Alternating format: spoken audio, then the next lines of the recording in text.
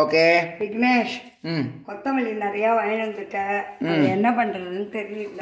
சரி நீ இலையெல்லாம் பறிச்சுட்டு காம்பை மட்டும் எடுத்து கொஞ்சம் இலைய போட்டு நல்லா அலம்பி கட் பண்ணி சின்ன சின்னதா கட் பண்ணி வச்சேன். சரி கொத்தமல்லி பொடி பண்ணலாம். கொத்தமல்லி காம்பு மட்டுமா? அது இலை கிடையாது.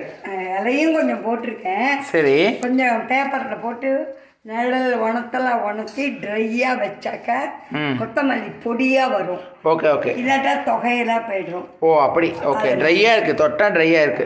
சரி அதனால தோசை மிளகா அப்படியும் பண்ணணும். ஓகே ஆயிடுத்து. சரி ரெண்டு சேர்த்து பண்ணலாம்னுட்டு ஆரம்பிச்சிருக்கேன். ஓகே எல்லாத்தையும் ஒன்னா வறுத்துருவேன். ஓகே அப்புறம் தனித்தனியா அடிச்சு பிரித்து போட்டுடும். ஒரே வேலையாயிடும். ஓ ஓகே பாட்டி. சார் முதல்ல பெருங்காயம் ஒரு கட்டி பெருங்காயம்.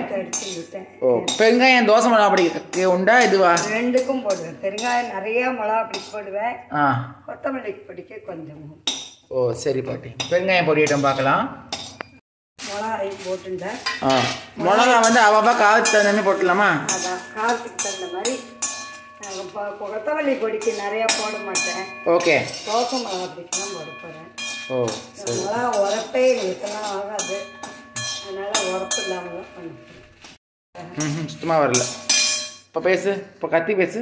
அதான் கொத்தமல்லி பொடிக்கும் மிளகா பிடிக்கும் சேர்த்து பெருங்காயம் மிளகாயை வறுத்து கொஞ்சம் எண்ணெயை வச்சு சொட்டு வறுத்துக்கிறேன். சரி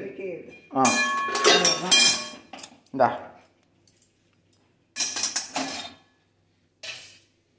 மற்றபடி கடல் பருப்பு எல்லாம் எண்ணெய் ஜாஸ்தி விடாமல் இருந்தால் நாள் படை இருக்கும். ஸோ இப்போ எவ்வளோ அளவு போட்டிருக்கேன் கொத்தமல்லிக்கு?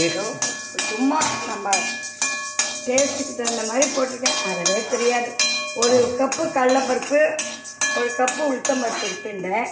ஓகே அதை போட்டு வறுக்கிறேன். கடலைப்பருப்பு தனியாக உளுத்தம்பருப்பு தனியாக வச்சுக்கிறேன். சரி மிளகாத்தூள் தனியாக வச்சுக்கிட்டேன். அப்புறம் எள்ளு கொஞ்சம் மிளகா பிடிச்சி எள்ளு போட்டால் நல்லா இருக்கும். ஓகே இப்போ ஃபஸ்ட்டு நம்ம பண்ண போகிறது கொத்தமல்லி பொடி. அதுக்கு மட்டும் ரெசிபி சொல்லு. உளுத்தம்பருப்பு கடலைப்பருப்பு மிளகா வத்தல் மிளகா வத்தல் அப்புறம் இது கொஞ்சம் புளி வச்சுக்கணும். சரி ஓகே. இன்னுமா சாசத்துக்கு ஒரு சொட்டு எண்ணெய் ஊற்றுற. அதுதான் சாப்பில் பழப்பழன்னு இருக்கும். வாசனையாக இருக்கும். பெருசாக வச்சா அடுப்ப மேலாக வழிபடணும் வந்து உள்ளே வழிபடாது. எப்போதுமே அடுப்ப சிம்மிலேயே வச்சு வேலை பண்ணாமல் எல்லாமே நல்லா இருக்கும். சமையலும் நல்லா இருக்கும், பொடிகளும் நல்லா இருக்கும். எல்லாமே சிம்மில் இருக்கும். சவக்கணுமா இது போருமா? சிவந்தாதான் வாசனையாக இருக்கும். எல்லாத்தையும் ஒன்றா போட்டு வச்சுடுவேன். கொத்தமல்லி பொடி பண்ணுறதுனால கடலைப்பருப்பு எல்லாம் தனித்தனியாக வச்சுக்கிறேன். அதை கொஞ்சம் கொஞ்சமாக ஷேர் பண்ணி அதுக்கும் போடுவேன்.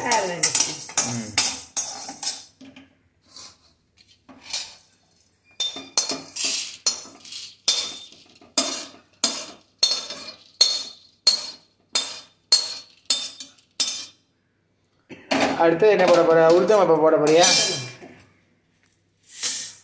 ஓகே இதுவும் அதே மாதிரி சிறப்பாக வறுக்கணும். ஓகே உளுத்தம்பருப்பு கமகமன்னு வாசனை வருதே. ஆமாம் வாசனை வந்தாதான் அப்படியெல்லாம் வரையெல்லாம் நல்லா இருக்கும். சோப்பு வாசனை வந்துடும்ல? ஆமாம் பறிக்காம தொகையிலெல்லாம் உளுத்தம்பருப்பெல்லாம் போட்டால் ஒரு நாளைக்கு மேலே மறுநாளைக்கு சோப்பு வாசனை வரும். இதையும் வறுக்கணுமா? வறுக்க வேண்டாம். ஆனால் நீ சூட்டுலேயே போட்டால் போதும். ஓ ஈரமே இல்லை. இது ஆயிடுது இல்லையா? சாப்பிட வறுத்தா பொண்ணு வருவல.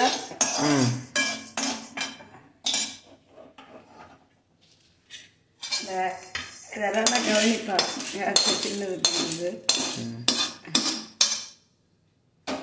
சூப்பர். அடுத்தது எள்ளு. எள்ளு உண்டா? அப்படிக்கே எள்ளு போடுவேன். ஓ சரி நம்ம ஒன்று பண்ணுவோம் பாட்டி. ரெண்டுத்தையும் ஒரே வீடியோவை காமிச்சிடலாம். சாம்பார் இந்த பொடியும் அந்த பொடியும் ஒன்றா தான் காட்டணும். பிகாஸ் ரெண்டுத்தையும் தனித்தனியாக பண்ணுறியா காட்ட முடியாது. ரெண்டுத்தையும் ஒன்றாவே காமிச்சிடலாம். அப்பாடி எல்லாம் வறுத்து பொரியறது வெடிக்குது. ரெண்டு சாமானும் தனித்தனியாக வறுத்து வச்சுட்டு இருக்க. இப்போ தான் புரியுறது கதை. இப்போ என்ன பண்ண போற? தோசை மிளகா. தோசை மிளகா அப்படி ஃபஸ்ட்டு பண்ண போகிறேன். சரி. பெருங்காயம், மிளகா வத்தல், ஓகே, உப்பு. ஓகே. ஸோ ஃபஸ்ட்டு மூணுத்தையும் அரைச்சிக்கணுமா அல்லது ஒன்றா போட்டுடலாமா? இல்லை, இதை அரைச்சி வந்துடலாமா? நைஸாக ஆன உடனே மேலே பருப்பை போட்டேன். ஓகே, இந்த அளவுக்கு அரைச்சாச்சா? அடுத்தது என்ன பண்ண போகிற? பருப்பு இல்லையா?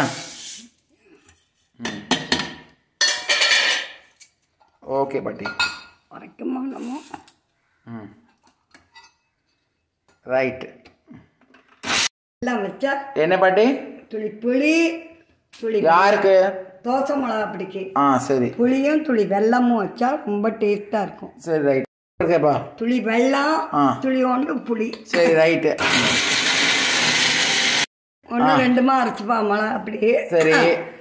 நம்ம ஆட்டில் எல்லாருக்கும் நைஸாக இருந்தால் தான் மிளகா அப்படி பிடிக்கும். ஓகே, தோசை மிளகா அப்படி தயார். கொட்ட போறியா? சூப்பர் பாட்டி. தோசை மிளகா அப்படி தயார். எடுத்து வச்சிடுறேன். அடுத்தது என்ன பண்ண போகிறோம்? கொத்தமல்லி பொடி பண்ண போகிறோமா? அதுக்கு மிளகா வத்தல், புளி, உப்பு போட்டு உப்பு. ஓகே, அரைச்சிக்கணுமா? ஸோ அரைச்சாச்சு போல இருக்கு இல்லையா? அடுத்து என்ன சேர்க்க போகிறேன்? இப்போ என்ன பருப்பா? முன்னாடி மிளகா, உப்பு, புளி அரைச்சிட்டேன். ஓகே. இதில் இப்போ கடலைப்பருப்பையும் உளுத்தம்பருப்பையும் அரைச்சிண்டு கொஞ்சம் புளி வச்சுட்டேன்ல, அது போடுறமா? ஓகே, நல்லா அரைச்சாச்சு போல இருக்கு. அரைச்சாச்சு. இப்போ இலைய மட்டும் போட்டோம்னா தண்ணியாக போயிடும்.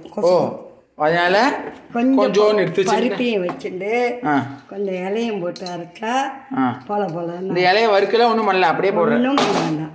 ஓகே.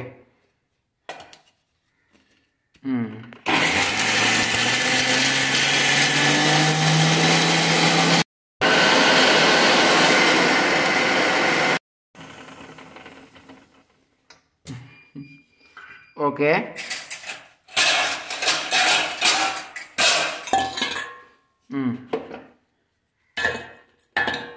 ஓகே.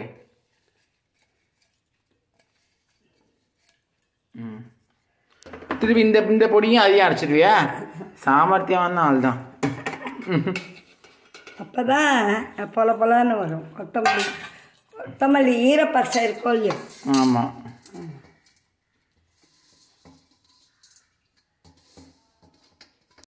என்னது?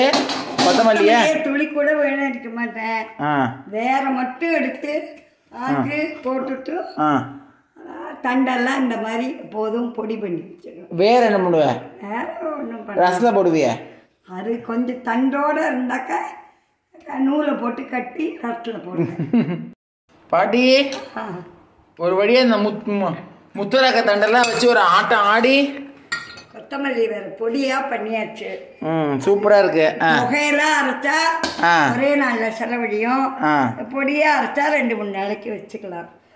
நேரம் ஆக கொஞ்சம் பொல பொலான்னு ஆயிடும். ஆமா, பொடியா தான் இருக்கு. ஆக ஆற இன்னும் உதிர்ந்துரும். ஆமா ஆமா. ஸோ கொத்தமல்லியை தண்டை கூட வீணாக்காத பாட்டி அதை பொடியாக்கி விட்டால் என்று தான் சொல்ல வேண்டும். ரைட்டு. அப்புறம் நம்ம அடுத்து பண்ண வச்ச தோசை மிளகா பொடி. ஒரு நிமிஷம். ரெண்டுமே பார்த்தீங்கன்னா சூப்பராக ரெடி ஆகிடுது இல்லையா? அப்போ வேற நீ என்ன சொல்ல விரும்புகிற இந்த கொத்தமல்லி பொடிக்கு? ஏதாவது அனுபவம் ஏதாவது இருக்கா? நீ சொல்லணுமே, என்கிட்ட சொன்ன வீடியோவில் சொல்லு. தொகையெல்லாம் சாப்பிட்டாக்கா ஒரே நாளில் ஆயிடும், வேஸ்ட்டாக போகும். இந்த மாதிரி தண்டெல்லாம் வீணடிக்காமல் பொடியாக பண்ணி வச்சா 2-3 நாள் வச்சுக்கலாம். ட்ரையாக இருக்கும். தொகையில் பண்ணால் ஜலம் விட்டு ஒரே இதாகிடும். ஓகே. ஓகே சார், ஒரே ஒரு சின்ன ரீகேப் மட்டும் சொல்லிவிடும். அளவு ஃபார் கொத்தமல்லி பொடி, அளவு ஃபார் தோசை மிளகா பொடி, ஒரு ரீகேப் மாதிரி சொல்லிவிடும். அது கொத்தமல்லி எல்லாம் இருக்கிறதுக்கிட்ட இந்த மாதிரி ஒரு 4 டேபிள் ஸ்பூன் கடலைப்பருப்பு, 4 டேபிள் ஸ்பூன் உளுத்தம் பருப்பு, ஒரு 4-5 மிளகா. உரப்பு ஜாஸ்தி வைக்கக்கூடாது. அதே மிளகா பொடிக்கு 1/2 கப்பு உளுத்தம் பருப்பு, 1/2 கப்பு கடலைப்பருப்பு, 1 கப்பு மிளகா வத்தல், 2 டீஸ்பூன் எள்ளு. ஓகே. பெருங்காயம், உப்பு எல்லாத்தையும் போட்டு ஒன்றா வறுத்து ஒன்றா மிளகா பொடி பண்ணலாம். நான் இன்னைக்கு 2 பொடி பண்ணுறதுனால தனித்தனியாக பண்ணிட்டு எல்லாத்தையும் ஒன்றா வறுத்து பண்ணிக்கலாம். ஓகே. அப்போது சுவையான தோசை மிளகா பொடி மற்றும் கொத்தமல்லி பொடி தயாராக உள்ளது. அப்போது 100 வீடியோவில் சந்திப்போம். வாழ்க வளமுடன். Okay, thank you, by.